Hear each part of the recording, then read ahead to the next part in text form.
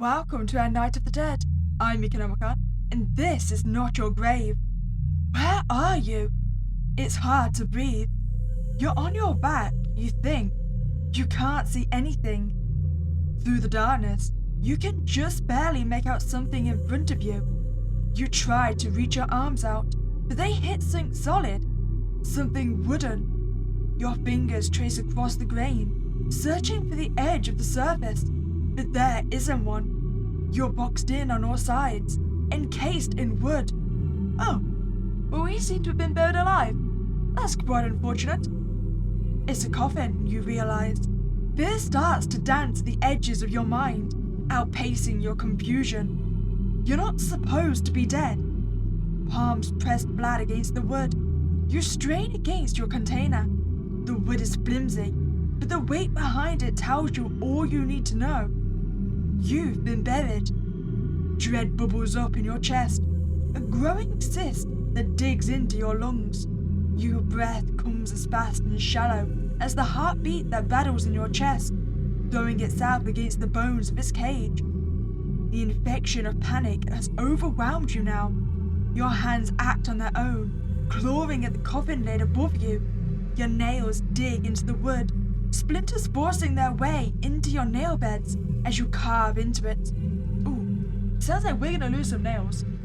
Unfortunately, it doesn't seem like this is gonna be a spit in your grave situation, whereas the ground's gonna give out beneath us. That's the one issue when we're buried in the actual earth. Fear has wormed its gangrenous way into you, but anger has made a home beside it. The pain doesn't even register as your fingers tear themselves apart. Your scratch marks turn into streaks of red as your nails buckle, then rip away. The raw flesh screams, or maybe you do. Still, you persist, scraping your merciless fingertips against the bloodied wood. You know, I feel like in this situation, screaming might be our only option, because depending on how far down we're buried, maybe someone would hear us? The coffin doesn't relent, but neither do you. No matter how pathetic your struggle, how useless your hands, you will not lay down and die. The pads of your fingers start to shred off as you drag them across the wood. Blood runs down your arms, saturates the wood, splashes your face. You will not lay down and die. It's bone that bites at the coffin now. No flesh left to cushion your blows. Unnaturally sharp, you tear through the damp wood with ease. You know what I wonder? If like this happened and your fingers gave way and went down to the bone, would you still have any sensation left? Like if you touched the actual bone part, would you be able to feel it? I mean, I wouldn't imagine you would, right? Because there'd be no nerve endings attached anymore. Wow, definitely a weird experience. Luckily, I feel like we're technically already dead, so losing our fingertips should not kill us. You will not lay down and die. Dirt spills onto you, filling your mouth and nose, but you're not breathing. You can't remember ever needing to.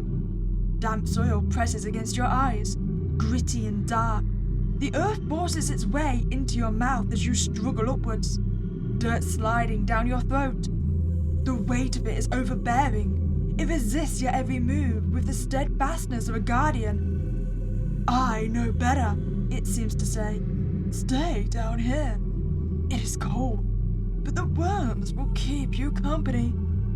The earth surrounds you, bitter dirt under your tongue as you scream in vain hope. Heavy dirt pressing in with every wail. All things return to me. Know that you are no different. It is right about the cold. Your heat is leaching out into the dirt. Greedy dirt. How much of you will it lay claim to? How much will you give? None, you think, or scream, or maybe sing with death-like certainty. To struggle to the end is a noble death. You will never give in to the dirt. As if it seems your resolution, it presses in with more force. Perhaps your body is giving out. It's as if the dirt is a mother who cannot bear to abandon her child. and it clings to you tighter. You will not leave me. You cannot leave me, it says, heavy and cold. You are coming undone. You are sure the dirt is drinking deeply of your blood. You didn't tell your face to smile, but it does, splitting wider than you thought it could. Soil in your bare teeth, and anger in your heart. I am mine, you think, softly at first. Mine! The earth wails in anguish, wounded by the rejection of its love. It grows softer, or maybe you grow stronger. Bit by bit, you claw your way up, forcing it to yield. You are yours. Ah! Well, you could have helped me out there, buddy. You do seem to have a nice shovel there. Ah, I thought so. After an eternity in the dark, even the moonlight is blinding. You blink the spots out of your eyes and spit out dirt. You know, he doesn't seem quite shocked to see us zombify ourselves. You can always tell when the folks still have a hatchet to bury. Kept the grave nice and shallow for you. Oh, you could have gone a step farther and, unburied me. See this wretched? It wants very badly to put you in the ground. Oh, he's crying. I'll kill you, buddy, don't worry. I mean, he doesn't stand much of a chance against us, right? Even his hands are bound. It is a pale, mutilated thing, staring at you with beady eyes. I feel the malice in its heart. The wretched lets out a reedy moan and gallops towards you. You start looking for an escape route. The gravedigger, having noticed your twitching eyes, puts their hand on your shoulder. I think you should stay and fight. Fear not, I'll be here if things get too heavy. But it would be good for you to learn how to answer violence in this violent world. I'm not entirely sure that's a good idea. I mean, I'm technically a zombie right now. If I start acting violently, I'm gonna get shot. Oh, I could try to run away. Do I want to? You know what? Let's kill the creature. Steal ourselves. Okay, you're really going to fight this shambling corpse thing. You weren't a particularly violent person before, but that was before. Perhaps some things are worth fighting for. The gravedigger lifts their hands and leans back on their shovel, grinning. Wait, can I not at least have your weapon? Jesus Christ, buddy. Am I just here for your entertainment? Each round starts with an enemy preparing to attack. Either a quick attack, heavy attack, or feint. Try to use their reaction to predict what they will do. The wretched is bobbing and weaving. Oh, so is that going to be a quick attack? Oh, I could just try talking to it.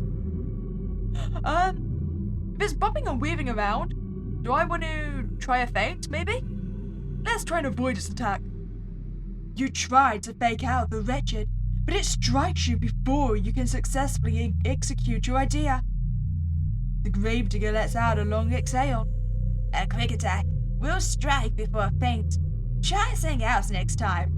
Well, pardon me for not realizing he was going for a quick attack. The wretched is bouncing on its heels with a surge of energy. Okay, so if bobbing and weaving is a quick attack, it sounds like that's going to be a heavy attack. What do we want to try then? We can match heavy attack for heavy attack. Would we both get injured then? I feel like if we try a quick attack, he's just going to out-tank us. Let's try a heavy attack. You surge forward and overwhelm the wretched with a powerful strike. It was fast, but you were powerful. Oh, nice. Was it doing another quick attack? Great work. A heavy attack will overwhelm a fast one. The wretched is gathering strength.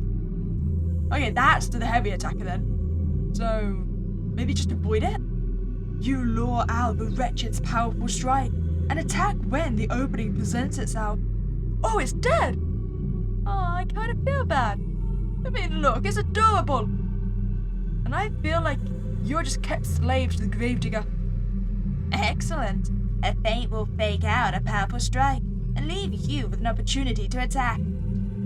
You've worn the wretched down, and now your arm rises for the killing blow. It tries to dodge, but your aim is true. You claw a deep gash into its neck, almost decapitating it. It gurgles and collapses, dead as a doornail. Its body is pale and crumpled, like a cast-off shirt. Your blood is singing in your veins. Your breaths fog the night air. You start to reflect on how much has changed in a single night. But the gravedigger starts clapping. Congratulations! Not every battle will be so easy, but you should know how it works now. Now that that's over with, I must leave. A gravedigger's work is never done, at least not in this town. But who's to say our paths won't cross again? Best of luck. Oh, I thought I was going to be your disciple now. No, you're just abandoning me to the graveyard. They amble off into the distance, leaving you standing in the graveyard. You take a minute to recover, and then start thinking about your next move. The gravedigger ambles forward. Well, I can't say I've seen that happen too often. Now that's over with. I thought we already said you were leaving. Oh, you're saying goodbye to me twice.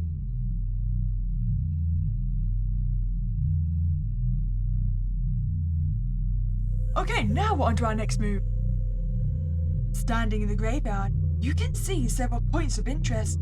To your left is a lake with a dock jutting out into it. To your right is a church. Looking straight ahead, you see gates in the distance. Looking behind you, you see a shed. Where would you like to go? You know what, first, why don't we check out the gates? I have a feeling they're going to be locked. You decide to go to the gates. Oh, yep, I was right. We are not getting out of here anytime soon. The gate is made of imposing wrought iron, set in Victorian motifs of roses and thorns. It towers above you. A spiked fence leads out in each direction. From it, with no footholds to climb, the spikes look like spears in the moonlight, as if you were fighting some distant army. Well, I guess they really didn't want you breaking in. Or breaking out as this situation is. Here through the gates. It's hard to make it out through the mist and the darkness, but you try. The gate leads out to the town, the name of which you have forgotten, but you know its contours. It is your hometown, and you can tell that much from the skyline in the fog distance. A sudden piece of clarity burns in your mind, and you know you must go there. Okay, so we're just going to find a way to open the gates. You try to pull the gate open, but succeed in only straining a muscle. You think it would take a great force to open it. You are not strong enough. Not yet. Oh, so do I have to go find some more wretches to kill? Turn back. Where do we want to go now then? Dock, church, or shed? You know what? I want the shed. Let's see if we can find a chainsaw. You decide to go to the shed. Also, quick question. How long have we been buried for? Like, are we a fresh death? I mean, we didn't mention us being very decomposed, so I presume so. The shed is rusted with a sheet metal roof and a door locked firmly shut with a chain slab of a lock. It looks like it hasn't been used in some time. You shake the door, trying to get it to open. Rusted out and dilapidated as it may be, you can't get in. It looks like you'll need a key. Okay, so I'm guessing the key is either in the dock or the church then. You know what, let's keep working our way up. Go to the church. You decide to go to the church. The church stands on top of a tall hill. Its roof comes to a steep peak, extending to the ground and doubling as its side walls. Huh. Fancy. Also, imagine if that giant cross landed on someone. They would be flattened. And I see you've got a hanging tree right outside. Convenient. It was painted entirely white at one point, but humidity has caused it to yellow and peel. Some of the roof tiles have lifted. A small circular window looks down from the top floor, like an eye, its gaze baleful and solemn both. Perhaps there is someone looking down and judging you from it. Oh, well in that case, we must enter. The door, a sturdy pinewood construction, gives out a lurching squeal when you push on it, its rusted hinges begging for oil. Inside it is better maintained, no ornament or opulence, but clean and not damp. Wooden pews line up like soldiers to the pulpit. Huh. Is anything left in the pews? The pews are plain and simple, except for the fact that there is a hooked cane on one of them. There is a thick layer of dust on it. You take it, thinking it may prove useful. There doesn't seem to be anything else you can do here. Well, at least I found myself a cane. Does that count as a weapon? Examine the pulpit. The pulpit is a simple, rough-hewn block of stone. There are cobwebs on the floor.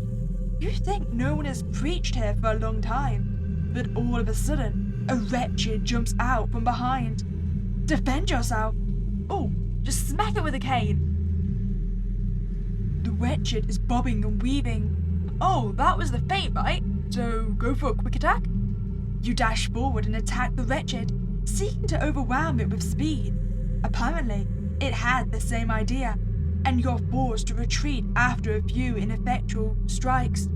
Oh, okay, so bobbing and weaving is the quick attack. Gotcha. The wretched is winding up for a big swing. So we feint? You lure out the wretched's powerful strike and attack when the opening presents itself. The wretched is making distracting movements. Oh, so you're trying to feint now. Well, take a quick attack. The wretched looks like it was trying something tricky, but you gave it no time for that. Your claws dig in before it can commit to a strategy. The kill is less than the first. The wretched simply falls down and does not get up anymore. You know, at some point after I've actually managed to escape, we're gonna have to come back and allow this thing to kill us. I want to see what exactly would happen. It seems pitiable. Suddenly, you decide to move on after taking some time to rest and heal. Huh, I didn't need to heal. I am an injured. Okay, turn back. So the last place to go is the dock, right? You decide to go to the dock. The lake is eerily still. Well, in that case, might as well stick our toes in the water. Come on, Jason, wake up. You sit down at the end of the dock and take off your shoes. You swing your feet around in the water for a few moments. And nothing happened, surprisingly enough.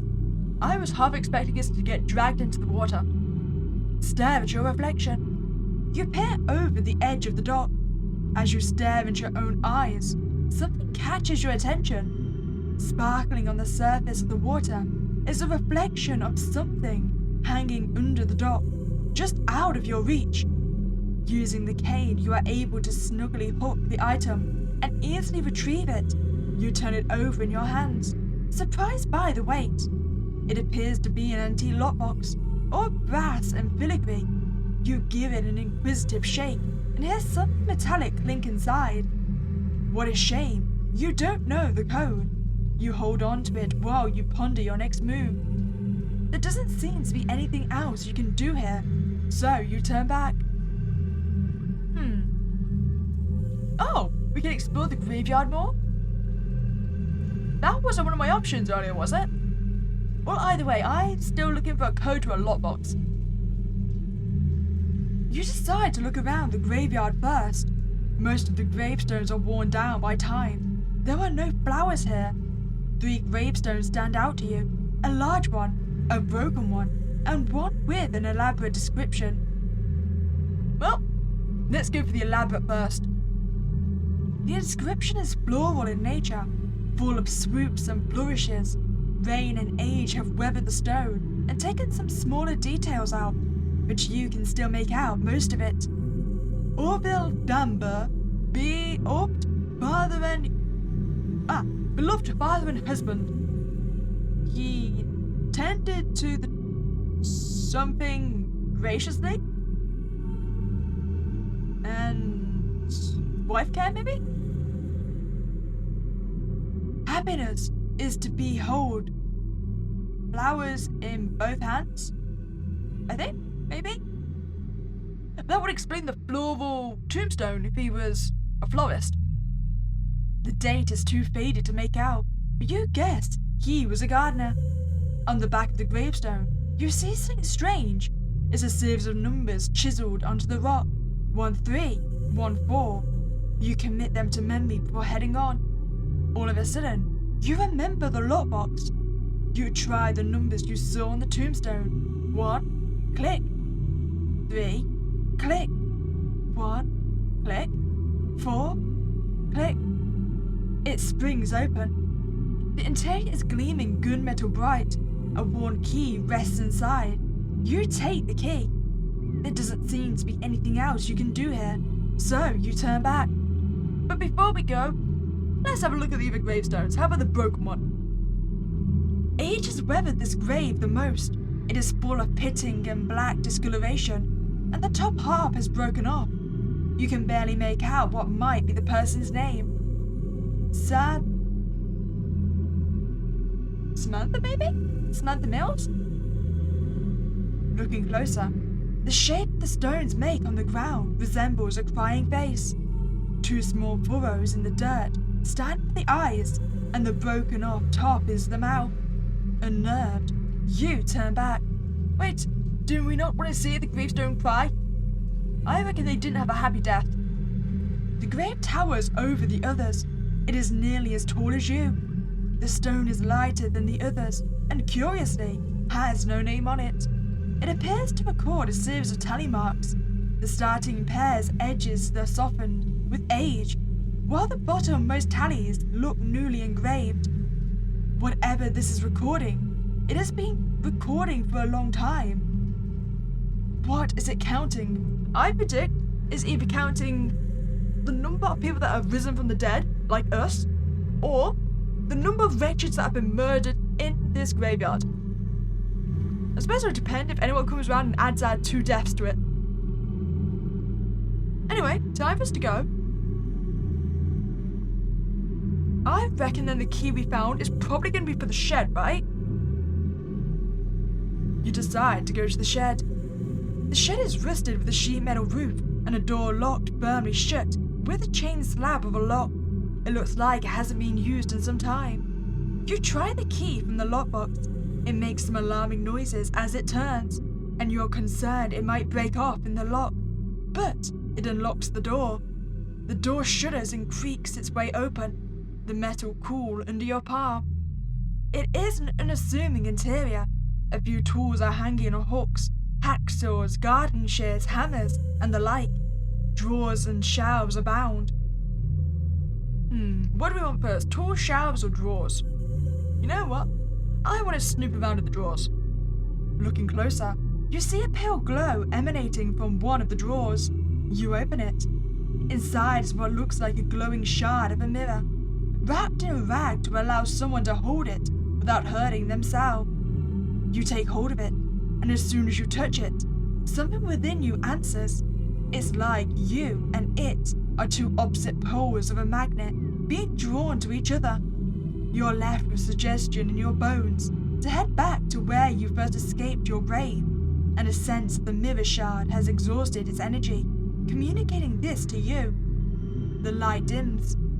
You wrap the rag back around it and hold on to it. So go find our grave again. I will in a second. First, I want the tools. The outside of the shed was rusty, but these tools look mostly in good condition. Probably the shed has protected them from humidity. There's a pair of gardening shears, a hacksaw, a hammer, various screwdrivers, nails, screws, and more esoteric tools that you don't know the purpose of. Hanging beside them is an old canvas apron. The initials OB are embroidered on the front pocket in the faded blue thread. Oh, that was the gravestone we found, right? Orville, I think? Maybe it was Orville's. Well, at least he got buried in the graveyard he used to work. Now examine the shelves. The shelves are bereft of anything except for dust and cobwebs. You run your finger along them and it comes off grey. Oh, well, that was anticlimactic. Time for us to go back. Something calls at you. You head back to the centre of the graveyard.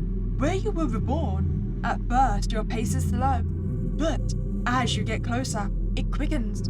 You steel yourself. Oh, damn! How are you doing? You know, I kind of expected you to have an inverted cross, but I still, someone has stolen your eyeballs. Something rises out of the grave dirt. It is a figure, much like your own, but twisted beyond human form, pallid and grave-rotted, but sick red meat where skin had been removed. Trails of flayed flesh hang off from its form like an evening gown. Its arms are freshly pinned to its chest, blood still oozing. More pins are stuck throughout its body. It is blindfolded, but its head turns towards you anyways. Its mouth opens, but instead of a war cry, out comes quiet sobs. You must survive. I mean, it should be easy enough to survive, right? It seems quite, pinned in place. The flesh trails are making quick, jerky movements. So maybe a quick attack? Go for a heavy attack. The flesh trails reach out to strike you, but your strike crashes through and deals damage instead. It is all tensed up, like a coiled spring. No? Oh, I can still talk to it. We're not gonna, but we could. Faint back. You tried to fake it out, but its attack lands first. Oh, I thought you were saving power. Apparently not. Apparently you went for a quick attack. It is all tensed up, like a coiled spring. So should we try a quick attack? Try it. You seek to overwhelm it with speed, but it had the same idea, and you hang back after a fruitless exchange. Flesh trails are making quick, jerky movements. So, heavy attack. The flesh trails reach out to strike you, but you strike crashes through and deals damage instead. So if it rears up like a cobra, is that going to be the heavy attack? Feint it. You pretend to be aiming one way, so when it attacks there, you're already at its throat. That's what you get. You let out a sigh of relief, having downed the creature. That was a tough fight. But as it rises and wails in anguish, it becomes apparent it is not over yet. Oh, damn! You got a feather! Should I feel guilty about killing you both? Probably. But that is clearly a demon baby now. It has torn its arms scarlet free. Without the large pins, you see more of its torso. Incisions are made within surgical precision to pull layers of flesh back, held in place with smaller pins. The blindfold has fallen off. There's nothing there. In its chest, where the incisions converge, lies a small pink blob. Perhaps it is breathing. It wails even louder. You must survive. Its sobs become hoarser. You didn't tell me what you were gonna do. I'm gonna try a quick attack. You try to get a quick hit in, but it is in your face with everything it has. Pins, claws, flesh. It leans into a low stance. Heavy attack? It launches itself at you, and you at it. But when the dust settles, neither of you has the advantage. Its sobs become hoarser. So I think when its sobs become hoarser, that's the quick attack, right? So heavy attack? It launches itself at you, and oh no. So we're just both not doing anything again. Its sobs become hoarser. So feint. You make it think it will strike one way, and then head the other way when it overcommits. It leans into a low stance. So a low stance was a quick attack, right? So heavy attack? Nope, it was another heavy attack, so neither of us did anything. It turns its head one way, and then the other. So, I think that's gonna be a feint, right? Quick attack? It tries to mislead you, but your aim is true. The flesh trails shiver from side to side. Maybe that one's gonna be the quick attack, because I don't think we've had one yet. So heavy attack it? You aim for where it is, but the flesh trails propel it like a spring into your face. You fend it off, but not without cost. Oh, this may be an issue. The flesh trails shiver from side to side. What did I say that was? Was that the heavy attack? know it wasn't a feint. That's heavy attack. Nope, I've done a bad thing. I've died here. Perhaps this was your grave after all. Or perhaps not. Okay, let's try that again. We can do this. His hands twitch. Oh, well, if his hands are twitching, what's that going to be? Maybe a feint? Ooh, maybe it's a quick attack. We'll go for heavy. It reaches out to strike you, but your aim is true, and you make it pay. Nice. It leads with a quivering half step. That can be a feint or a quick attack. But we're going to do a quick attack. You seek to overwhelm her with speed. But it had the same idea, and you hang back after a fruitless exchange. It turns its head one way, and then the other. Okay, that's going to be the feint. Quick attack? It tries to mislead you, but your aim is true. It leans into a low stance. I think low stance can be a quick attack, so overwhelm it. It launches itself at you, and you at it. Oh, nope, we both heavy attacked. Its hands twitch. What did I say that was? I guess that was a quick attack, right? It reaches out to strike you, but your aim is true, and you make it pay. At last, you've done it. You've taken the final strike against it, and it must know that it is over, sure as sunset. It takes a shuddering half step back into the grave it arose from. There is a single breathless moment in the cool night air, and then it lets out a death wail as it collapses, the sound already trailing off into the breathy gurgle. Something has changed within you from that fight. You feel a new strength welling up in you, a surety of self. You make a fist. You know what you must do. Travelling back to the gates seems like a cakewalk compared to what you've already been through tonight. You stand in front of it. Somehow, it doesn't look so imposing anymore. You take a low stance, put a palm of each hand on the door, and push. The gates sound like they are crying out as you force the welded shut metal open, like a screeching, mangled wail. It ends with a crash as what used to be the gate entrance pours down in front of you. Your breathing has picked up a little, but not that much. You're not sure if you should be afraid of what's happening to your body, but for now, in your triumphant mood, you decide to enjoy it. You stroll into the foggy town. You know there will be more challenges, other monsters, greater and more horrible than the one that lies behind you. The journey will not be easy, but you're not scared anymore. You know, unless our foggy town is essentially Silent Hill, I don't think zombie me is going to be very welcomed over there. I mean, we did say we weren't even breathing when we escaped our coffin. If you enjoyed your time here, I'd really appreciate you to like this video and subscribe to this channel. But other than that, you have a spooky day and I'll catch you next time, guys.